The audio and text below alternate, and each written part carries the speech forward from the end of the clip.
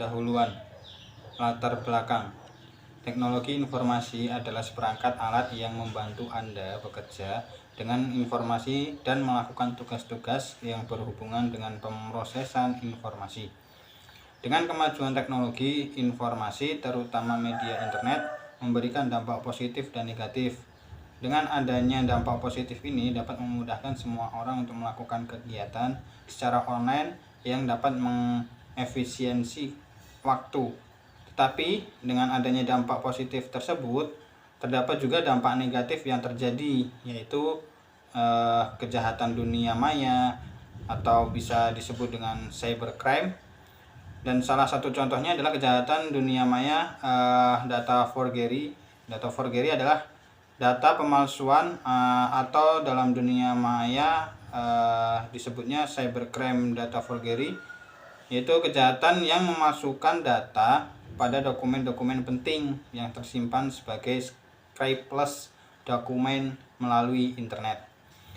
Di subbab 2 ada metode penulisan, yaitu makalah ini merupakan salah satu tugas untuk mendapatkan nilai tugas dalam mata kuliah etika profesi teknologi informasi dan komunikasi. Penyusun makalah ini menitik beratkan kepada kegiatan melanggar hukum di dunia maya yang disebut dengan cybercrime dan cyberlaw. Dengan memfokuskan pada cybercrime data forgery, makalah ini merupakan hasil pengumpulan data dan informasi melalui media internet yang di dalamnya terdapat banyak artikel, jurnal-jurnal, dan informasi yang menjelaskan tentang cybercrime dan cyberlaw ini. Bab 2. Landasan teori. Subbab pertama yaitu pengertian cybercrime. Menurut Girasa tahun 2002 mendefinisikan bahwa cybercrime sebagai aksi kegiatan yang menggunakan teknologi komputer sebagai komponen utamanya. Sedangkan menurut Mendel dalam Suharyanto tahun 2012 itu disebutkan ada dua kegiatan computer crime. Yang pertama yaitu penggunaan komputer untuk melaksanakan perbuatan penipuan, pencurian, atau penyembunyian yang dimaksud untuk memperoleh keuntungan, yaitu keuangan, keuntungan bisnis, dan kekayaan atau pelayanan. Yang kedua yaitu ancaman terhadap komputer itu sendiri, seperti pencurian perangkat atau sabotase, pemerasan, dan sebagainya. Pada dasarnya, cybercrime meliputi tindak pidana yang berkenaan dengan sistem informasi, baik sistem informasi itu sendiri juga sistem komunikasi yang merupakan sarana untuk penyampaian atau pertukaran informasi kepada pihak lainnya. Di subbab kedua yaitu ada karakteristik cybercrime.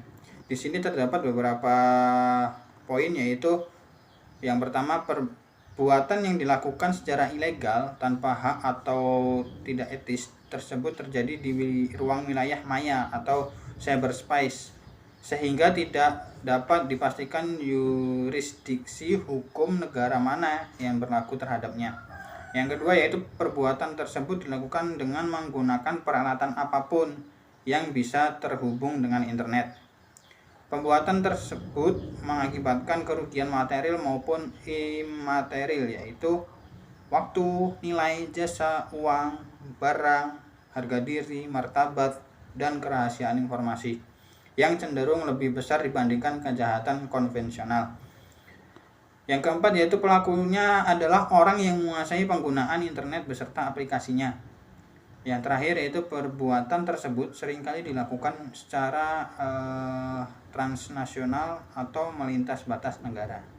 Bentuk-bentuk cybercrime. Pertama, unauthorized access to computer system and service, yaitu memasuki atau menyusup ke sistem jaringan komputer secara tidak sah, tanpa izin atau tanpa sepengetahuan dari pemilik sistem jaringan komputer yang dimasukinya. Kedua, illegal context adalah memasukkan data atau informasi ke internet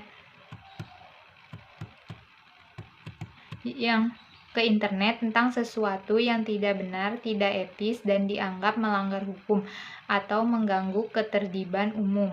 Ketiga, data forgery, yaitu memalsukan data pada dokumen-dokumen penting yang tersimpan sebagai scriptless dokumen melalui internet, ditujukan pada dokumen e-commerce dengan membuat seolah-olah terjadi salah ketik yang pada akhirnya juga menguntungkan pelaku. 4. Cyber espionage, yaitu memanfaatkan jaringan internet untuk melakukan kegiatan mata-mata terhadap pihak lain saingan bisnis yang dokumen atau data-data pentingnya tersimpan dalam suatu sistem computerized. 5. Cyber sabotase and extortion, yaitu membuat gangguan, perusakan atau penghancuran terhadap suatu data program komputer atau sistem jaringan komputer yang terhubung dengan internet, menyusupkan logging boom, virus komputer, program tertentu sehingga data program atau sistem jaringan tidak dapat digunakan tidak sejalan sebagai mestinya. 6. Offense against intellectual property, yaitu ditujukan terhadap hak atas kekayaan intelektual yang dimiliki pihak lain di internet. Peniruan tampilan pada web page suatu situs milik orang lain secara ilegal. Penyiaran suatu informasi di internet yang ternyata merupakan rahasia dagang orang lain dan sebagainya. 7. Infringement of privacy, ditujukan terhadap informasi seseorang yang merupakan hal yang sangat pribadi dan rahasia, dapat merugikan korban secara material maupun imaterial, seperti nomor kartu kredit, nomor PIN ATM, cacat atau penyakit tersembunyi, dan sebagainya. Pengertian data forgery, yaitu data forgery adalah data pemalsuan atau dalam dunia cybercrime, data forgery merupakan kejahatan dengan memalsukan data pada dokumen-dokumen penting yang tersimpan sebagai surplus dokumen melalui internet. Kejahatan ini biasanya ditunjukkan pada dokumen e-commerce dengan membuat seolah-olah terjadi salah ketik, sehingga yang akhirnya akan menguntungkan pelaku karena korban akan memasukkan data pribadi dan nomor kartu kredit yang dapat saja disalahgunakan. Terus cyberclaw data forgery, pasal 30. Setiap orang dengan sengaja dan tanpa hak atau melakukan hukum mengakses komputer dan atau sistem elektronik milik orang lain dengan cara apapun. Setiap orang dengan sengaja dan tanpa hak atau melawan hukum mengakses komputer dan atau suatu sistem elektronik dengan cara apapun dengan tujuan untuk memperoleh informasi elektronik dan atau dokumen elektronik.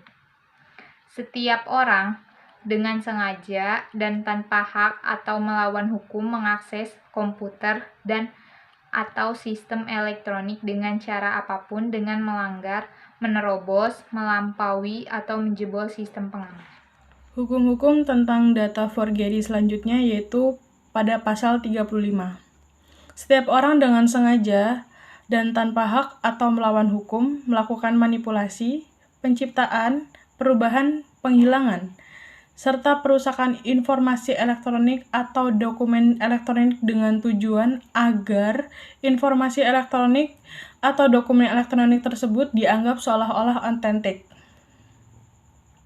Kemudian pada pasal 46, setiap orang yang memenuhi unsur sebagaimana dimaksud dalam pasal 30 ayat 1 dipidana dengan pidana penjara paling lama 6 tahun atau denda paling banyak 600 juta rupiah. Selanjutnya, setiap orang yang memenuhi unsur sebagaimana dimaksud dalam pasal 30 ayat 2 dipidana dengan pidana penjara paling lama 7 tahun atau denda paling banyak 700 juta rupiah. Yang terakhir yaitu setiap orang yang memenuhi unsur sebagaimana dimaksud dalam pasal 30 ayat 3 dipidana dengan pidana penjara paling lama 8 tahun atau denda paling banyak 800 juta rupiah. Selanjutnya ada pada pasal 51, Setiap orang yang memenuhi unsur sebagaimana dimaksud dalam pasal 35 dipidana dengan pidana penjara paling lama 12 tahun atau denda paling banyak 12 miliar rupiah. Bab 3. Pembahasan analisa kasus. Hacker menjual database berisi nomor telepon memiliki ratusan juta pengguna Facebook menggunakan bot Telegram. Data tersebut dijual dengan harga 20 USD per nomor telepon. Penelitian keamanan yang menemukan celah ini. Alon Gal mengatakan hacker yang mengoperasikan bot tersebut mengklaim memiliki informasi dari 533 juta pengguna Facebook di 19 negara, termasuk Amerika Serikat, Inggris, Kanada, dan Australia.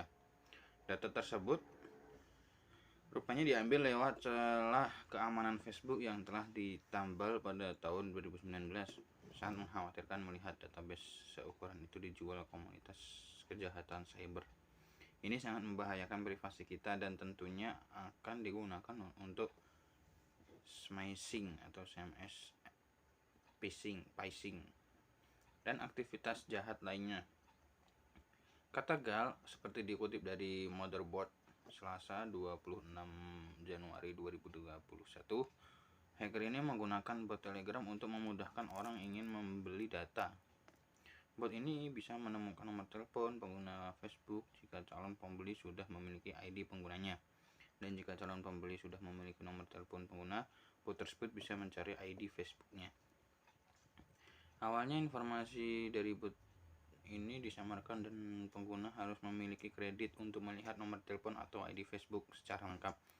Satu kredit dipatok dengan harga mulai 20 USD dan 1000 kredit dijual dengan harga 5.000 US dollar. Berdasarkan screenshot yang diunggah Gal, bot ini setidaknya sudah beroperasi sejak 12 Januari 2021.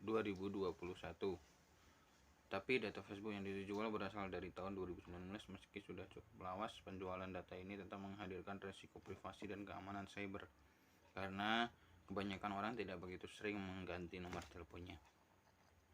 Saat ini belum diketahui apakah Motherboard atau Gal sudah menghubungi Telegram untuk mencekal bot tersebut, tetapi jika bot Telegramnya telah dihapus pun database tersebut tetap bisa diakses di internet. Sebab 2 yaitu penyebab dan penanggulangan. Penyebab data forgery. Faktor pendorong pelaku data forgery. Adapun beberapa pendorong penyebab terjadinya data forgery adalah sebagai berikut. 1. Politik. Faktor ini biasanya dilakukan oleh oknum tertentu untuk mencari informasi tentang lawan politiknya. 2. Yaitu faktor ekonomi. Karena latar belakang ekonomi, orang bisa melakukan apa saja, apalagi dengan kecanggihan dunia cyber. Kejahatan semakin mudah dilakukan dengan modal cukup dengan keahlian di bidang komputer saja. 3. Faktor sosial. Adapun beberapa aspek untuk faktor sosial budaya, yaitu pertama kemajuan teknologi informasi, 2 sumber daya manusia, yang ketiga ada komunitas gitu. Untuk cara mencegah data forgery, yaitu yang pertama perlu adanya cyber law, yakni hukum yang khusus menangani kejahatan-kejahatan yang terjadi di internet. Terus yang kedua perlunya sosialisasi yang lebih intensif kepada masyarakat. Yang ketiga yaitu penyedia web menyimpan data-data penting, diharapkan menggunakan enkripsi untuk meningkatkan keamanan. Para pengguna juga diharapkan untuk lebih waspada dan teliti sebelum memasukkan data-datanya. Di antara mengingatkan kejahatan ini sering terjadi karena kurangnya ketelitian pengguna. Penanggulangan data forgery. Yang pertama, verify your akun. Jika verify-nya meminta username, password, dan data lainnya, jangan memberikan reaksi balik. Anda harus selalu ingat password, jangan pernah diberikan kepada siapapun. Namun, kalau Anda mendaftarkan akun di suatu situs dan harus memverifikasinya dengan mengklik suatu URL tertentu tanpa meminta mengirimkan data macam-macam, lakukan saja, karena ini mekanisme umum. Yang kedua, if you don't respond with 48 hours, your akun will be closed. Jika Anda tidak merespon dalam waktu 48 jam, maka akun Anda akan tutup. Harap membaca baik-baik dan tidak perlu terburu-buru. Tulisan di atas wajib Anda waspadai karena umumnya hanya propaganda atau pembaca semakin panik. Yang ketiga, valued customer. Karena email phishing biasanya targetnya menggunakan random, maka email tersebut bisa menggunakan kata-kata ini. Tapi suatu saat mungkin akan menggunakan nama kita langsung, jadi Anda harus waspada. Umumnya kebocoran nama karena kita aktif di milis atau form komunitas tertentu. Yang keempat, klik the link below to gain access to your account. Metode lain yang digunakan hacker yaitu dengan menampilkan URL address atau alamat yang palsu, walaupun wajah webnya bisa jadi sangat menyerupai atau sama, tapi kalau diminta registrasi ulang atau mengisi informasi sensitif itu patut diwaspadai. Untuk kesimpulannya, dengan adanya teknologi informasi ini mendapatkan dua dampak bagi manusia. Ada dampak dari kedua sisinya, yaitu di satu sisi teknologi informasi merupakan hasil karya cipta peradaban manusia tertinggi pada zaman ini. Namun ternyata ada satu sisi lagi yang berlawanan, di mana teknologi informasi menjadi mata pisau yang dapat merugikan dengan adanya kejahatan dunia maya, sehingga ada sebagian manusia yang tidak bisa berinteraksi dengan teknologi. Sebagai manusia yang beradab, kita dapat memilah dengan baik dan benar agar dapat menjadi bermanfaat bagi semua dan menjauhkan yang buruk. Saran, cybercrime merupakan bentuk kejahatan dunia maya yang dimana kita harus hindari atau kita berantas keberadaannya dengan adanya cyberlaw, yang merupakan salah satu perangkat yang dipakai oleh suatu negara untuk melawan dan mengendalikan kejahatan dunia maya yang sedang ditumbuh di wilayah negara tersebut seperti layaknya pelanggar hukum dan penegak hukum. Adapun cara mencegahnya dengan cara kita dapat memanfaatkan teknologi informasi dengan baik dan benar. Selain itu, terdapat juga cara lain, yaitu dalam melindungi gadget, komputer, atau perangkat lain yang menggunakan data encryption serta selalu memiliki sikap waspada.